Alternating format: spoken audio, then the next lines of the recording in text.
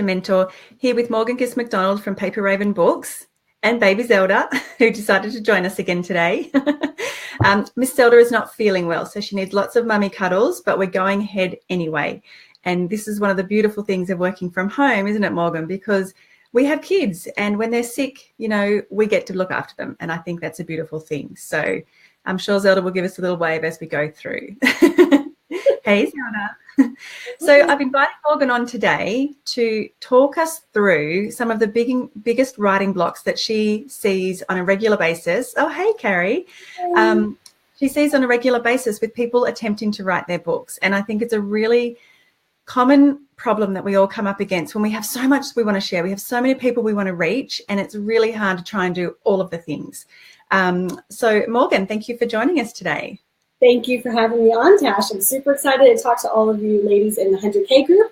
And anyone who's in Tash's circle, if you're attracted to Tash, you're probably feeling something similar. Tash and I've talked a number of times about her books, and I keep nudging Tash, like, come on. It's not me. And maybe you're in a similar position where maybe you have thought about a book. Maybe you've started a book. I have even talked to quite a few people who have written books, finished them, and then didn't know what to do with them afterward. Or maybe all of this is like, you're just kind of curious, like, what would it look like to write a book? So we're going to start with the idea that, you know, writing a book doesn't have to be as complicated as people make it out to be, especially if you know ahead of time what the main obstacles are and how to sidestep them, and then just a streamlined, simple way forward to write a book. And I will preface this by saying we will talk specifically about nonfiction books because that's my specialty. Business building, sort of strategic, you know, marketing tool for your business kind of book. A lot of this stuff will apply to fiction. We just won't hit on things like plot and character development and setting and things like that. Yeah. Thank you. Thank you for sharing. It's great to see you here.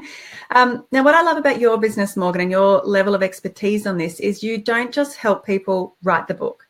You take them through the whole process of writing it, publishing it, and marketing it. Because that's, you know, it's great to write the book, but then, oh my God, what do I do with it? And how do I tell people about it? And where the hell do I put it? And all of those good things. And yeah, it's just, there's so much, but you have this way of just being able to simplify and break it down and simplify again and make it sound really, really, really easy.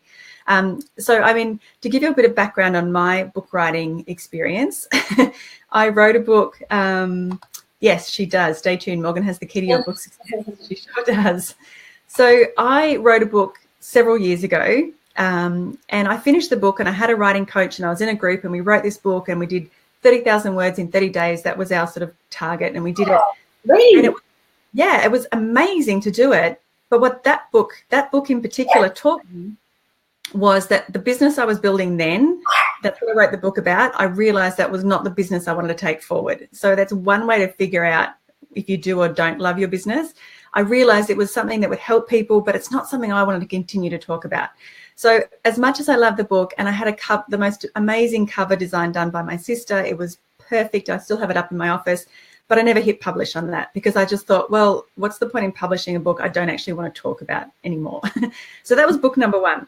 I have attempted 2 or 3 other books since then, but I've always found it really hard to get to the end, to find the time, to make it happen, to get really clear on what the purpose of the book is, to understand how to structure it and all of those things. So I think when people are getting stuck, it's really important to ask for help. So that's why I've invited Morgan along to sort of walk us through the process so you can see how doable it is. And when I'm ready to write the book that's in me now, Morgan is the first one I'm going to call on this. Like, there's no escaping me. Thank you, Tash. Your experience is super common. I want to just acknowledge and affirm that for you. Lots of people, I have talked to many people who've had similar experiences where they write an entire book and then decide, I actually don't want to market that book. I just don't want to talk about it.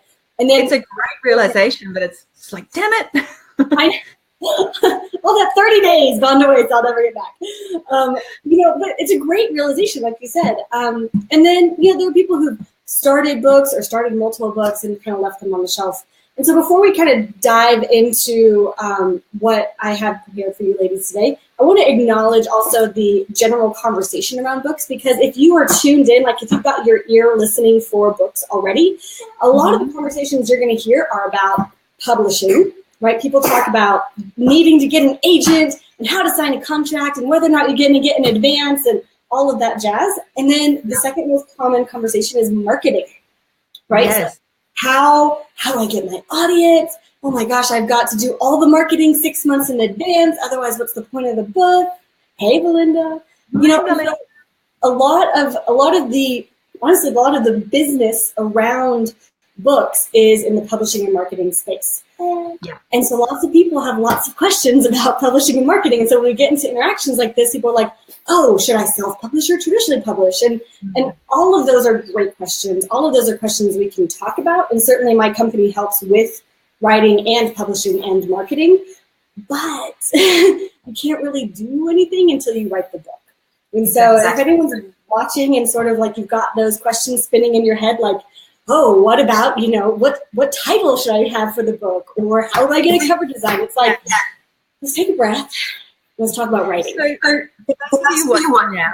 And for those of you coming back to the replay, let us know in the comments. There's a bit of a funny sound here for me. Let us know in the comments if you've started writing a book or you're thinking of writing a book. Like, let us know. I want to know who's here. I want to know what your thoughts are on writing. I want to know if you've wanted to do it, but you're just too bloody scared. Or what I find is some of the sneakiest mind shit out there, the stories that stop us from doing what we're going to do, is, again, not even writing the book, but going straight to it. Well, I'm not sure if I should publish traditionally or self-publish. I'm not sure how to market it, so I'm just not going to write it. Yeah. Now, that's just mind shit, like all over the place. And it's beautiful and it's sneaky and it's perfect and it's completely justifiable. But we all have so much to share. And I learn this more and more every single day, that we have so much knowledge, experience, perspective, and there are people out there that want to hear that story. They want to hear your version of whatever it is you're talking about. And writing a book, oh my God, I've got goosebumps from head to toe. Writing a book allows you to share your voice in such a big way and get that message out to so many different people. It's such an important thing that we need to get over ourselves and our stories and our excuses to go and do that if it calls us, like if it's something you want to do. So, hey, Deb, you're saying you're supporting people writing books. Yes. So I know with you and your social media and marketing your business better, you can help people share their story, and books are a great way to do that. So, Morgan, do you want to start with, excuse me, I always get a croaky voice when I do a really big workout in the morning.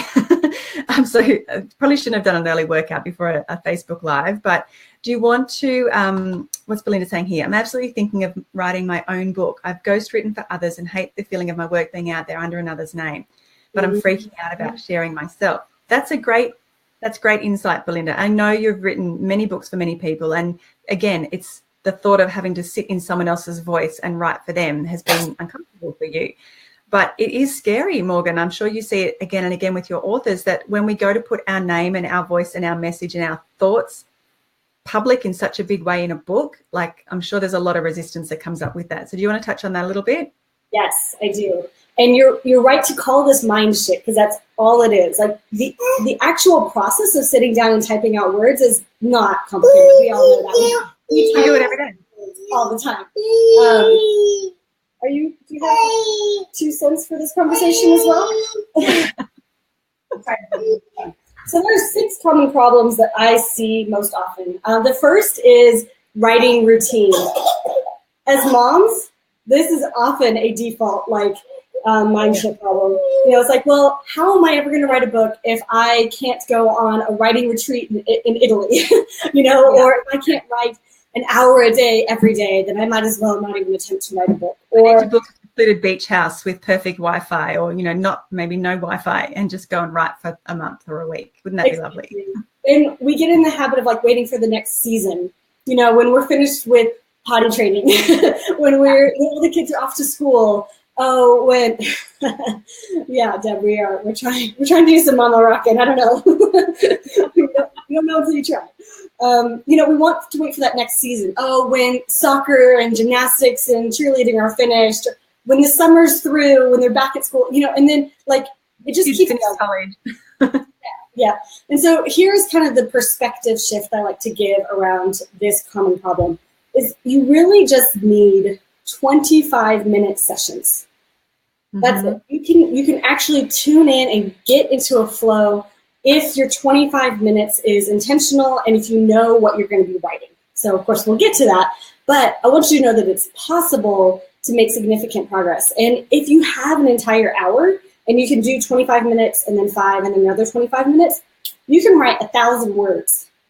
Yeah.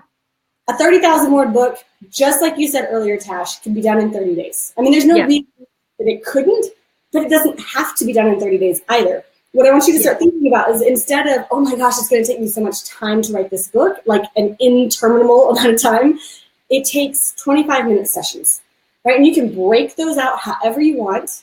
I recommend that people aim for 3 to 5 hours per week. That's 3,000 to 5,000 words. You're looking at a 30 to 50,000 word book in like 10 weeks. Yeah. I want you to feel like it's doable and flexible. Yeah. When you start taking those small, consistent steps, and, you know, it's like my workout at the gym. It's an hour. It's full on. If I go in there with the thought of, oh, my God, I have to work this hard for an hour, I wouldn't walk in the door. I'd probably just back the car away and drive home. But I break it down. They break it down into 30 seconds, 60 seconds, 90 seconds, a minute, you know, like we break it right down. And then once you start seeing smaller results from that consistent, you know, showing up and doing, you build the momentum and you get excited about it. And you're like, I can do this. I'm going to do this. Yeah. And it feels more and more real every single step that you take. And I mean, the book that I wrote, our goal was 1,000 words a day. So an hour a day I sort of allocated to get in and just write. Now, some days I wrote absolute crap, and that's fine too. That's what we call editing process at the end. But it's just a matter of being consistent with that practice of showing up and doing it. Yeah. And if you've got that time frame, it's not for the rest of the year. It's not for the next 12 months. You know, it's just if I can do it for 10 weeks, for 6 weeks, for 12 weeks, whatever my goal is, whatever I can manage in my schedule. I mean, we can all manage to sit down and watch a 30 to 40 minute Netflix episode of something. You can always find time for that if you want that little escape. The Crown is so worth it, though. I haven't started on that one yet. I'm a bit scared to start because I know that might distract me. But we can all find the time. We can stop scrolling Facebook for half an hour and just get to work on our book. And imagine that sense of achievement when you go through that. So, hey, Alison. So Alison's saying, mind shit stops me from doing most things. I'm growing my confidence in my zone and maybe I could write something others benefit from. Of course you could. Alison, you have so much insight and wisdom and knowledge and perspective on your topic. And absolutely, that's the thing. We can all do this. We just have to make the choice that we are going to do this. Yeah. So, yeah. Exactly. So what are some of the other things? Like time's a big one, and those small, 25 minutes, that's a good cup of tea in that. So that's definitely doable. Exactly. The second common problem is research. I see this a lot with people who are writing in those like heavier nonfiction or anything to do with psychology or sociology or counseling or any of that kind of stuff. People tend to want to stay in the research for a really long time. And the perspective shift I give there is that you've probably already done a decent amount of reading, listening to, conferences and summits and collecting a lot of information. Yeah. I guess she's not crying at least. So give yourself, at this point, reading one more book or one more article or going to, the louder I get, the louder she gets. Getting one more piece of content is not going to completely shift your perspective, right? So go ahead and give yourself the freedom just to write the first draft. And all you're trying to do is get your thoughts down on paper. Get your perspective, your philosophy, your theory, your side of the story just down into words. And then you can plan for another time-capped research phase, 2 weeks, 3 weeks, 4 weeks, to go back and fill in all that nuance. So give permission to write your perspective first. And that's the thing. If you're diving into too much research, if you're reading too many other people's stuff, it waters down and just like it disrupts your train of thought and your voice and your message. And then you start to wonder, well, is that my idea or is that the idea that I read in those last 27 books that I've just researched? So I think when you're doing any kind of creative work, and I'm all for, creation versus consumption, and you have to create first and then you can consume and tidy it up and plug in the pieces, like plug in, oh, where was that quote from? What was that, paper I remember talking about? Because it can get so clouded. And it's, again, the mind shit of, if I go into research mode, you can stay there for way too long and you can get too distracted. And then the self-doubt of, well, I'm never going to be as good as that book, or it's never going to be as good as that author, that paper, that academic, that professional, that blah, blah, blah, whatever, insert that here. So, yeah, that's a great point. Research is great at a certain point in time. So let us know in the comments if you get stuck in research mode, whether it's writing a book or just writing a blog post or creating any of your content or programs or anything. How often or when might you get stuck in research mode? Because I'm sure it's not just book writing that does it. And we can often fall into research mode on social media too. So I'm guilty of that one occasionally, more often than I care to admit. You did a really insightful ratio between consumption and creation. We're actually going to circle back around to that in the 6th. So the third that I run into a lot is people who have too many ideas and they get paralyzed with the too many ideas. And they feel like they have to either cram all the ideas into one book or they don't know which book to write first. And so the perspective shift that I like to give here is that too many ideas is actually good. Like from an editor's perspective, it is so much easier to take a 100,000 word book and cut it down to the best 60, 70, 80,000 words, right? Yeah. So put too much in the book. That's okay. That's not a problem actually. And if you feel like you just don't even know which book to start with, just list all the ideas out. Just like when they're floating around in your head, you can't grab onto them. You can't really organize them. So it's so much easier just to just put several pieces of paper out on your desk or open up a fresh document on your laptop. And just as the ideas come, like every story you want to tell, every bit of wisdom, advice, information, put it all down. And then when you really look at it, you'll be able to tell where your energy is drawn to and where the themes are. Because again, it's not just okay. So Belinda's full, ideas everywhere, and it is a great problem to have, but it is something that we do need to take control of. Mm-hmm. And it doesn't mean that you have to let go of all the other ideas forever. It's just you can park them. It's like, what's my focus and energy wanted? What do I want to focus on right now? Because the thing is, it's not just writing the book. Then you have to want to talk about it ongoing. Like there's no point writing it and then going, okay, next idea, and throwing it back in the garage. So yeah, what's calling you, what's making you want to really talk about this topic in depth and really embrace it. And you want to share that with a lot of people. Yep, exactly. Another one that I see, this is common problem number 4. If I can remember which order I have them in. I may not be able to remember the order. That's okay. Zelda will help you out. Too many ideas. I should have had notes with me. So when what's some of the, that's okay. The one that I think, was it Belinda maybe was struggling with was what I would call permission, right? So there are a couple of ways in which we feel like we need permission, right? One is if we're writing a very vulnerable story, like details of our lives or someone, maybe telling us a story of someone in our lives. And we're worried that someone else might judge that, right? Or there might be too many raw details. And so we hold ourselves back from writing that first draft. The other way that this comes out is if you're writing something really new and innovative, you're still worried about judgment, right? Because are my colleagues going to take me seriously? Is this too radical? Do I have enough? The research comes here too. Do I have enough to back this up? And either way, you're so focused on other people's concerns and judgments that you're not giving yourself the space to write the first draft. And so my perspective shift here is, look, you can write the first draft for yourself just so you can get the thoughts down on paper. If it's a vulnerable story, you'll often find that you heal from it. You forgive old wounds. You process the memory. You feel better on the other side of just writing it. You can go back and change names and details later. You may decide not to publish it. That's okay, but the process of writing that draft is going to make you feel so much better.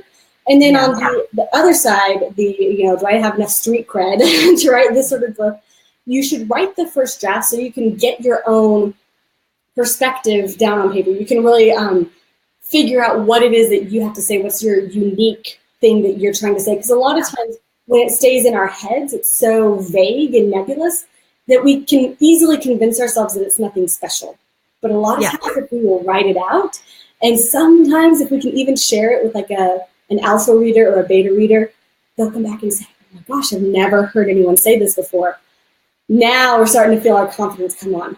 But it only happens when we will take that first step and believe in ourselves enough to write that first draft before anyone else says that we should or can or are allowed to. Exactly. I remember watching one of your interviews with one of your authors recently, and she said her first draft was just written in journals. It was quite a, I can't remember the lady's name. Danielle. She was on a wrecking ball on the cover. Yeah. And she said, you know, the first draft was just in my journal. I didn't really think this was for public consumption, basically. And then, you know, through the process and through working with you, she was able to put that together in a really strong book that was then able to, you know, potentially help a lot of people with her story. And it's quite a vulnerable story, you know. I think, what was it? Her husband was a con man. So she, you know, there's a big story that she went through of her life and trying to overcome that. And it's quite personal, but yeah, she didn't really censor herself as much because she thought her first draft was just for her. And I think that's really important. It takes the pressure off. It takes that expectation or that judgment away from, oh my God, what are people going to think? You know, it's a project between you and, you know, your story, I guess. So, but every book is different. So Exactly. And you don't really know what the book is until you write it, to be really honest. So, So one of the ones that I started writing, I thought it was one book. And then as I started writing it, I'm like, oh, we're going on a bit of a tangent here, but I actually enjoyed the tangent more. And that was just, I mean, that's just a process too, because, you know, I'm a discovery coach. I help people try and connect their ideas together all the time. And we can't always see what's right in front of us. We're too emotionally attached to our story, too emotionally attached to all the things we've been through, what we've done. And we don't feel like our perspective is enough. We don't feel like what we've learned is enough to share with people. But when you get someone else taking a look at that, you can go, oh, wow, actually, yes, there is a lot more to that. You know, did you, you know, realize that this, and this actually equals this big fat chunk over here? And they're like, oh, wow. Yes. So, you know, and as a discovery coach, when I was writing about that process for people, I was like, oh, there is actually a big process here. I thought it was just some crazy thing I could do is connect the dots for people, but I actually worked out there was a process, and that came out through me attempting to write that book. So sometimes writing down your ideas in this sort of format will help you see how much knowledge you actually have and put some sort of framework around it. Exactly. Yep. Yeah. Took the words out of my mouth. That was perfect. Awesome. So as you're like, when you're helping people write their books, is that what you can help them do? So they've got 1,000 ideas and it's just like, bleh, let's just throw it onto the page. Do you help them then get that structure and that framework and keep that sort of single thread throughout, and maybe, you know, chunk 4 ideas down to 1, or like, so, okay, you've actually got 4 ideas in this book. Let's just release those 3 for later and just focus on this 1 thread. Is that what you help people identify throughout the writing process? It's a heck of a lot messier than you would imagine. There's a couple more common problems I want to hit really quickly because I think they're they'll lead us into this next bit. Problem number 5 is what I call the start, stop, procrastinate cycle. So this is when you feel like you get a lot of energy, momentum, and you sit down and you write, and maybe you write 1 sentence before you hit the period and you're already rereading what you just wrote. Or maybe you write an entire page or an entire chapter, but either way, at some point you can't go forward anymore. You just feel this impulse, this like nervous tick to go back and reread what you've been writing and edit the crap out of it. Like, this is when that critic, the inner critic, really comes out and is like, oh, that sounds terrible. That doesn't make any sense. Other people are already saying this. No one's going to agree with me. And all of those vicious, critics come out. And it puts an immediate stop to your momentum. And then you procrastinate. And it might take weeks or months really to come back to it. And once you finally feel that impulse, you're like, okay, I'm going to do this. You sit down and you start, and then it's like the same song, second verse, right? And so breaking that cycle is really hard. And so this is when we come back to that idea you brought up earlier about creation versus, we've got creation versus editing and creation versus consumption. So this is really creation versus editing. When you're in a creative mode, you're facing forward. You are putting together new content. You're putting new words to ideas that you haven't really put words to before. And it takes a different side of the brain. And as soon as you stop that and you switch into editor mode, it's very difficult to switch back into creator. So what I work with a lot on my clients is actually staying in creation mode as much as possible, because writers are very good at criticizing their own work. Y'all are like well, I should say all of us, because I'm a writer too. We're super good at saying, you know what, that's too many ideas, or that's a tangent, or that doesn't belong. And it's really my job as a coach to say, stay in creation mode. We've got our ideas structured as well as we can for now. Go forward, go forward, go forward, go forward. And I push you to keep going further and faster than you're comfortable going. Yeah.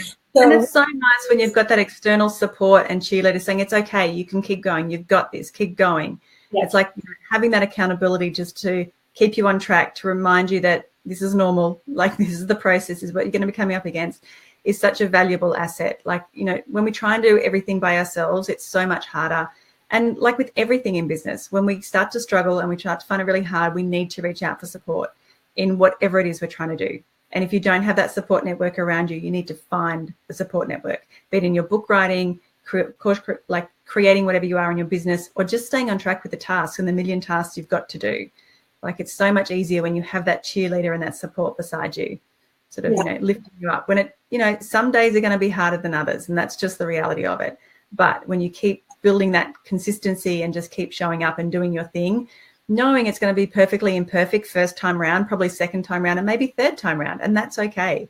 Like, we all try and have everything perfect first go, and when we don't meet that expectation, we can get a little bit frustrated. So yeah, I love that you said we can, you know, give me 100,000 words and I'll turn it into something wonderful, rather than just give it to me perfect first go, because that's going to make my life a lot easier. Well, that's the creation process. It's got to be messy the first time around, because that's your raw ideas on paper. And the last thing I really want to talk about is writer's block. And we mentioned the difference between creation and consumption.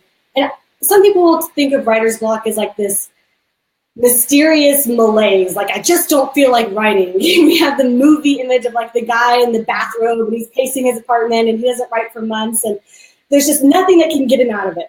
I like to think of it in a slightly more practical way, something that we can do.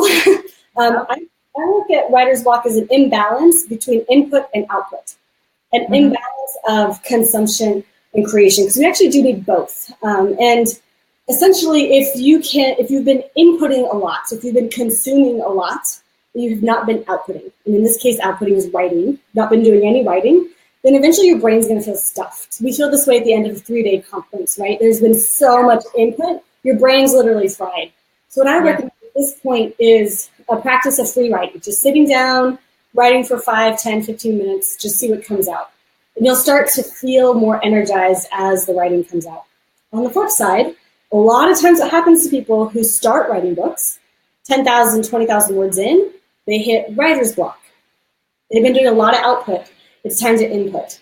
So input can look like reading a good book, going to a great concert, rereading an old favorite, listening to podcasts. I don't know if we've talked about tapping or EFT or visualization in here yet, but those sorts of practices are great for bringing more inspiration in. I love guided visualizations. They're really great, helping you sort of imagine your end goal and get your energy surrounding like that end goal. So having a little toolkit of inspiration is helpful to keep you, like, kick you out of writer's block.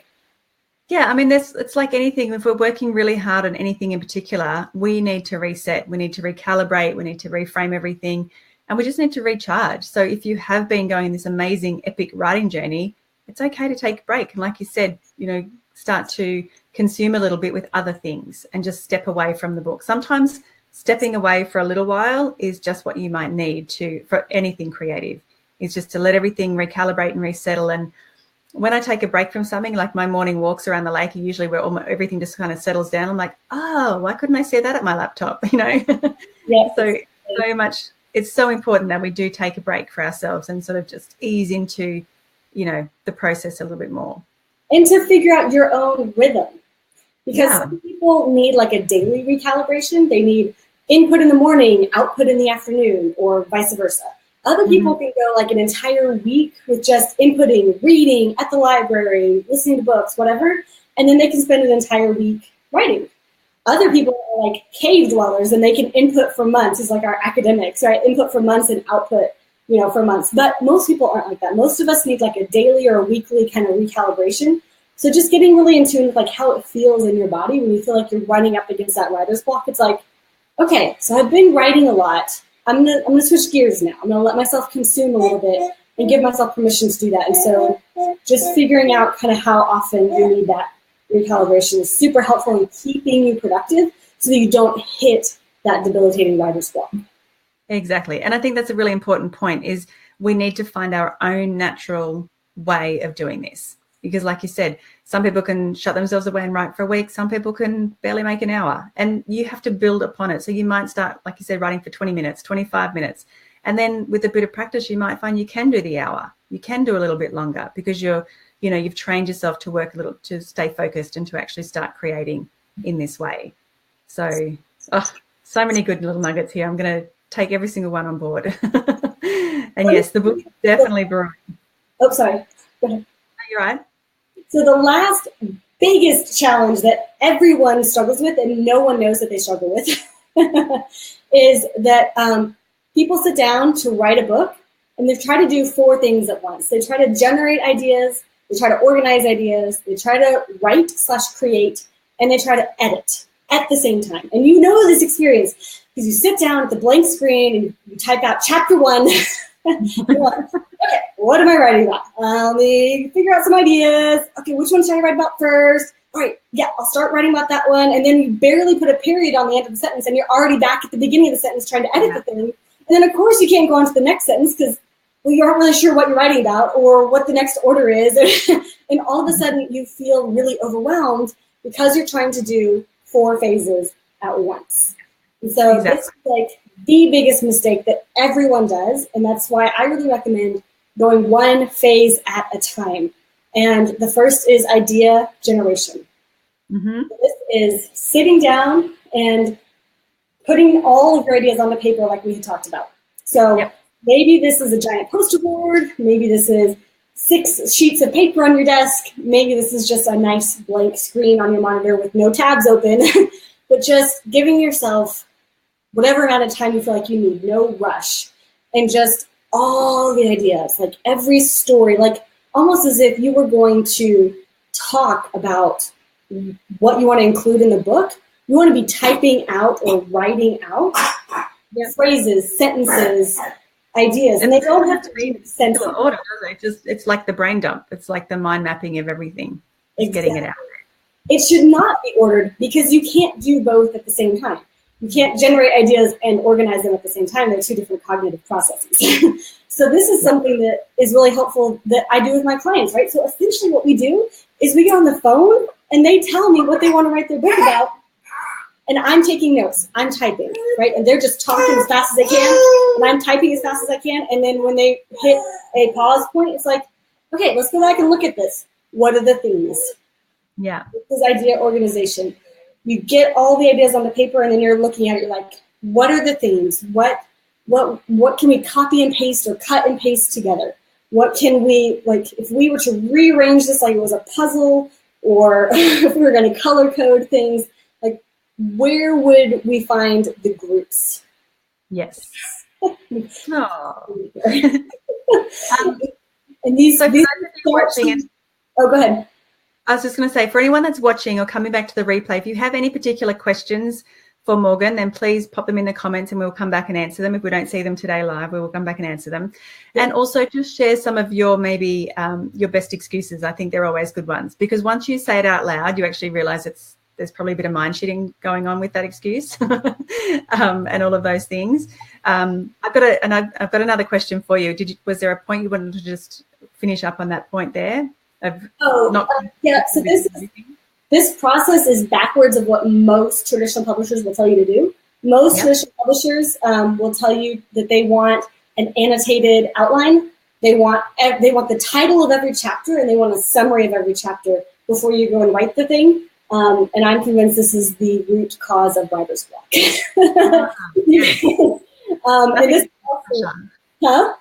Nothing like a bit of pressure. I know, exactly.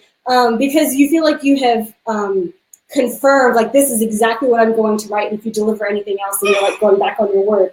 But what we do is actually the opposite. So we put all the ideas on the table and say, okay, here are all the ideas. What book does this create? What sections emerge? What chapters emerge? What themes emerge? And then let's order those. All right, now what you want is 6 to 8 pages that are roughly ordered so that each idea can serve as a bit of a writing prompt. So that when you sit down and you're looking at your list that's roughly ordered, item number 1 is like, oh yes, I wanted to write about how, mind shit is, is prevalent among female business owners, right? And so it's like, we might want something slightly more specific than that. When we outline your book, we'll show it for everybody. Yeah. It's funny. I've actually been journaling over the weekend, what mastering your mind shit is and the different layers to it and the different problems that we're having. And it's getting so much clearer now with, every time I show up and do more work, every time I talk about it, every time I take another person through it, I see another thread, another pattern, another theme. And it's like, oh my God, it's like all coming together. So we might be talking sooner than you realize. Exactly. So you're starting to see those themes in the mind shift. Yeah. Totally. When you allow yourself just to free write like that and just to let your ideas and your perceptions come through without trying to filter them, without them trying to be something, it's so, I got goosebumps again. It's so amazing to see it all formulate and to see it actually come to life and to realize you've got so much there, so much more than you ever thought you did. So for anyone out there that thinks they don't have enough yet or they're not good enough or it's everyone else is saying the same thing, mind shit, bullshit. It's just you have so much to offer and so much to share if only you would give yourself permission to do that. Exactly. Yeah. And then the third, so we talked about the 4 stages: idea generation, idea organization, and then writing, staying in creation mode much longer than you feel comfortable. So like if I was working with a client one-on-one, like I'm pushing them to stay in creation mode as much as possible. Like basically don't even look back at what you wrote last week because that can be handled later. And it makes them really uncomfortable, but the fact that they have me on the other end of the line, they give themselves permission to let go because it's not their responsibility at that point, right? But you can do the same thing for yourself. If you can just like put me in your earbuds and I will like record for you, keep going, keep writing, stay in creation mode, and you can just like loop that in your brain. I try to push people to stay in creation mode through the entire first draft, which is requires a lot of letting go and trust and faith that you can make it better when you're done. Because then the 4th phase, of course, is editing, and we usually recommend at least 5 phases of revision. So you'll go back and you'll edit. Don't worry. Yeah. You need to create a little GIF of your face going, keep writing, keep writing, keep writing. Have it on the I love it. So that's the simplest way to write the book is to actually just split them up into those 4 phases and tackle one phase at a time. So is there anything else sort of in particular that you want to talk about, Tash? Or kind of answered it. One of the things that I hear, like it was an excuse I used for ages, and I've heard it a lot in different forms, but people thinking they have to nail the title of the book before they can start, or they have to nail the title of the program or the offer or whatever before they start. And it's not until you start that creation process that really forms. So do you want to sort of give me your insight onto that, which comes first, the book or the title? Yeah. So, I mean, honestly, like my academic advisor, I was getting a PhD in sociology back in my previous life. I did not finish the PhD. I left after the master's. The entrepreneurial bug hit me hard. And I'm glad it did. But he would not start writing an article or a book until he had a title first. That was his thing. He loved daydreaming titles. I don't know. It worked for him. He wrote a lot. He also just had a lot of titles going around in his brain. For me, I often find that a lot of people are using that as an excuse to not start writing. And I think this is a holdover from traditional publishing, that you couldn't send a proposal until you had a title and a subtitle and an annotated outline. And so, of course, I can't submit my proposal to the publisher until I have a title. Well, now we're in self-publishing. You don't need a title until you need a cover. And you don't need a cover until right before you publish. So I don't think it's a big deal. Most of the time when we bring in manuscripts, we are helping the author with the title. The main, I break it up into 2 pieces. The main title is just something snappy and sexy that you just like, that sounds good to you. And then the subtitle is longer and more strategic. You want to embed some keywords and some metadata in there to help with search on Amazon and Google. But I mean, honestly, a title is not going to make or break your book. It's just not. No, exactly. I think it's just a really great excuse that we can hang on to prolong the process a little bit more. Yep. The one question I do ask people when we're starting to write a book is, where do you want to be in the next 3 to 5 years? What do you want to be talking about? What do you want your business to look like? Because laying the book is the foundation for the next 3 to 5 years. It'll probably take you 6 to 12 months to write and publish the thing. You're going to want to spend another at least 12 to 18 months marketing, and you'll start to really see and feel the fruits of the book labor 3 to 5 years out. And by that point, you'll be writing another book probably.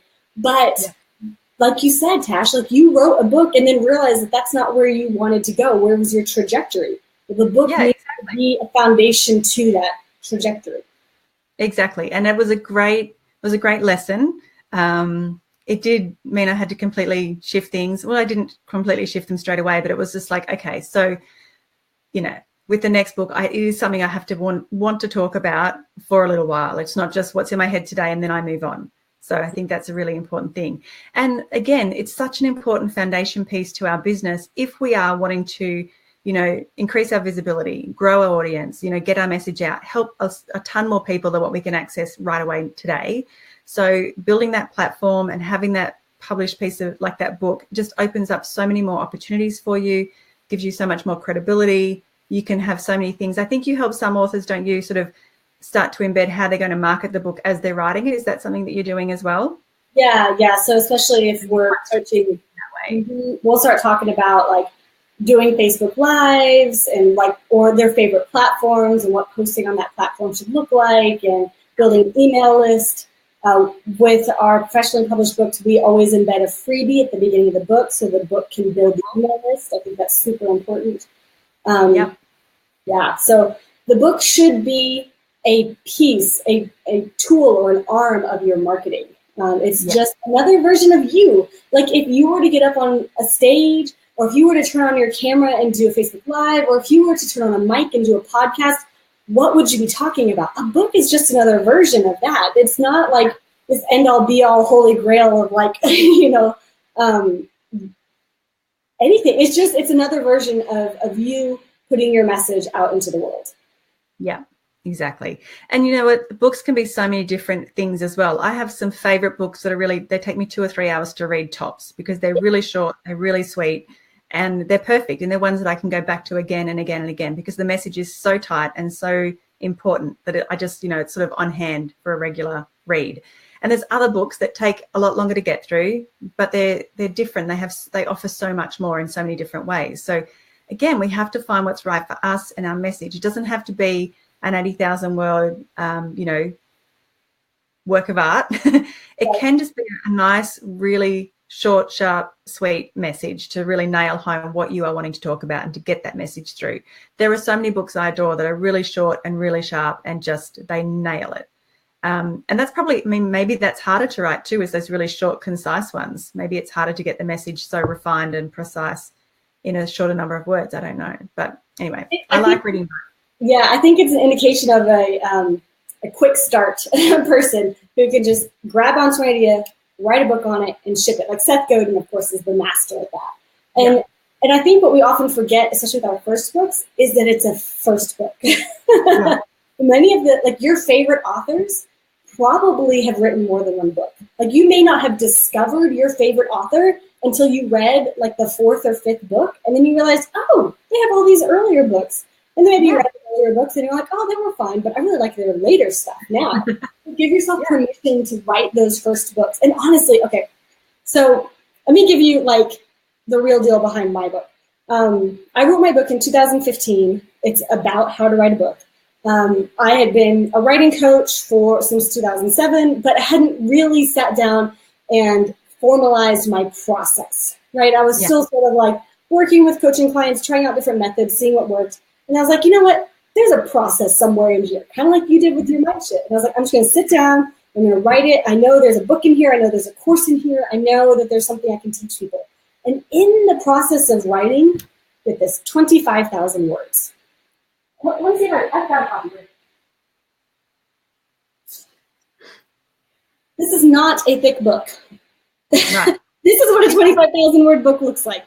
And this one's actually a 5x8. I usually recommend 6x9 if we can get away with it. I mean, it is not a tome, right? It is a slim business building book, 25,000 words, 100 and something pages. I will tell you that book has built my business. Like 100%. Like I haven't even run the numbers. I know within the first year we tripled the business, like tripled teams, tripled revenues, tripled everything. I'm sure we've more than 10x at this point.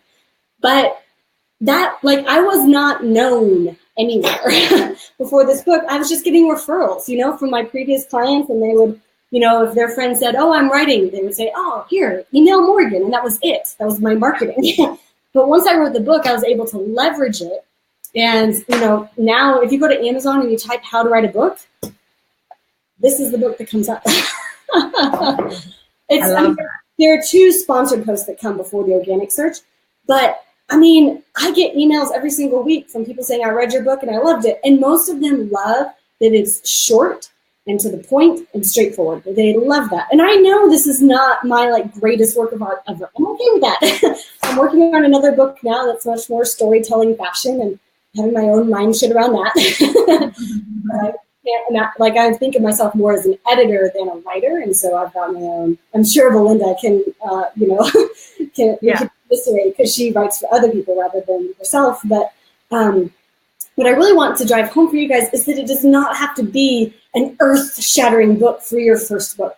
You'll improve as a writer over the course of your writing life, and even a slim 25,000-word business-building book can be a foundation for the next trajectory of your business. Yeah. Well, I've got my first book mapped out in my mind, and I've got the second book, the follow-up book, already starting to form. I'm like, whoa, hang on, Tash. So, but it's a really fun process to sort of go through. So yeah, that's very, very cool. So as you're watching this, if you're coming back for the replay, let us know. Hopefully this has helped. I want to know if you're now, after watching this, considering writing a book. If you are ready to just start today because you've overcome all the excuses, or you've seen just how doable it actually is. Morgan has so many amazing resources available to you. Like, she knows this stuff inside and out. She works with clients from all over the globe, helping them really write their books and get great books out there into the world, because you write it, you publish it, and you market it. And it's just, they're 3 important pieces. You can't have one without the others. I mean, it's just, otherwise you can have a garage full of books and they're not going to go anywhere. Oh, we've talked to a lot of those folks. So have you sort of helped people too that maybe have written a book and it didn't do that great and they want to revise it and revamp it? Or do you sort of help people from, bare bones, starting from scratch and going from there? Typically, we are taking either just from scratch and I'm coaching them through the first draft, or they already have a manuscript and take it from there. I am secretly experimenting. Oh, you're welcome, Allison. I'm secretly experimenting with the idea of a revamp and relaunch, where the cover art and the title and the metadata just didn't click. And so sales weren't great. So what can we do with a book that's already on Amazon? How can we kind of revamp it and relaunch it? So we're experimenting with that. So if you're interested in that, you can let me know. Yeah, I think that's really important too, is sometimes the book and the content could be amazing, but if you have a crappy cover, an okay title, and, a tagline that's, again, no metadata, it's not very punchy, people are just going to glaze over it. There's millions of books to choose from out there. So you have to get those tiny pieces right. And that's why getting someone like Morgan to help you do that is key. Like, it's just so important that you take all of those little nuances into consideration, because you can have the most amazing content, the most amazing book, but it's going to stay hidden unless you get those tiny pieces of that marketing puzzle, implemented as well along the way. Yeah, and I have an offer for 100K ladies. If any of you have a book that you are wanting to publish and you want to do a Facebook Live in the 100K group, I could just coach you through, here's what we would do if we were handling cover and title and metadata and third-party promotion and a free promo on Amazon. Like, I can just kind of walk you through our process. So if anyone wants to be a guinea pig for that, I would be up for it.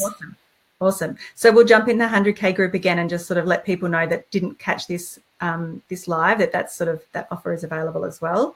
So this has been awesome, Morgan. You've shed so much light onto a very big topic, and you've made it seem very, very doable and a really important piece of the puzzle, as far as anyone that has ideas they want to share, they have businesses they want to build, they have people they want to reach.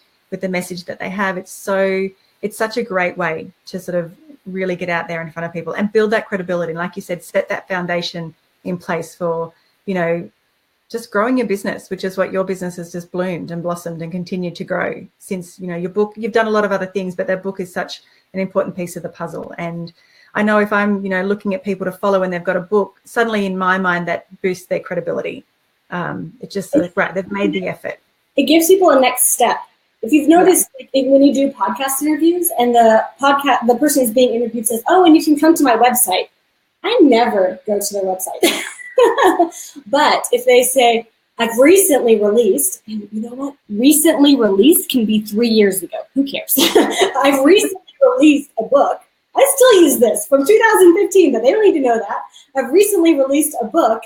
You can find it on Amazon and just type in how to write a book. And my, Morgan Gist MacDonald will pop up. I'm the only Morgan Gist MacDonald on, Amazon. And you get just enough intrigue around the book, and people are much more likely to go catch your book than just to go check out your website, I have ordered a ton of books after podcasts listening or interviews that I've watched. And I've liked what they've said, and I was like, great, I want to read the book now. And I do. And then you sort of take the next step and the next step. So that's really good. So where can people go if they want to learn more about the process, what you're up to? I know you're running some webinars at the moment. So where would you suggest people go find out more about this? So I'm having a webinar on Thursday that talks more about this process, right? So the process for writing that book. And so we talked about the idea generation, organization, creation, and editing, revising. So what does that really look like? And if you want to hop into that, it's paperravenbooks.com/free training. I'll type it in the comments after this. And it's training 60, 75 minutes, depending on how fast I talk. And we'll really get you going on the book. So my goal is, following that webinar, you've got what you need to start writing. Awesome. And what time is that on Thursday for you? That's a great question. Oh, that's okay. We can put the times and different time zones in the comments as well for anyone coming in. It is 10 a.m. Mountain. So that's 9 a.m. Pacific, 11 Central, noon Eastern, and I have no idea other time zones. Okay. I know sometimes from Mountain to Sydney time, Australia time, but that's okay. We'll work that out. I'll find the times. And once you get another tip, start being careful. Daylight savings time is just around the corner, and I know March is that time where it's I need to run everything through the daylight savings time converter. Yeah. Belinda, we will be putting a link up as soon as we wrap up, so just keep an eye out for the link. We'll pop that in the comments as well. If you're coming back to watch the replay and you've missed that webinar, I know Morgan's doing them on a regular basis. I'm sure there's replays available, is there, if you sign up for that and you can't quite make that time zone or that time. I get a lot of webinar replays in my inbox because they're happening at 2 or 3 in the morning for me, and I'm like, no. I love you, I want to hear from you, but I do need to sleep. Awesome. Excellent. Thank you, Miss Zelda, for joining us today. You've been a treat. She's so sweet. She just wants mummy cuddles. When they're sick, they just want mummy cuddles, don't they? It's so nice. Thank you all for your patience with Zelda. You did pretty good. And yes, if you're ever considering writing a book or thinking about it, or you have a book sort of half brewing and you need some help with it, then please reach out to Morgan. She is amazing. She knows so much about this topic and is just a gem to be around. So I really appreciate your time today, especially with little Miss there who's not feeling 100%, but we'll let you get back to her now. And just pop that link for the webinar in the comments, and hopefully I will see you on there. Thank y'all. Thank you, Tash. Thanks everyone for coming. We'll talk to you soon. Bye.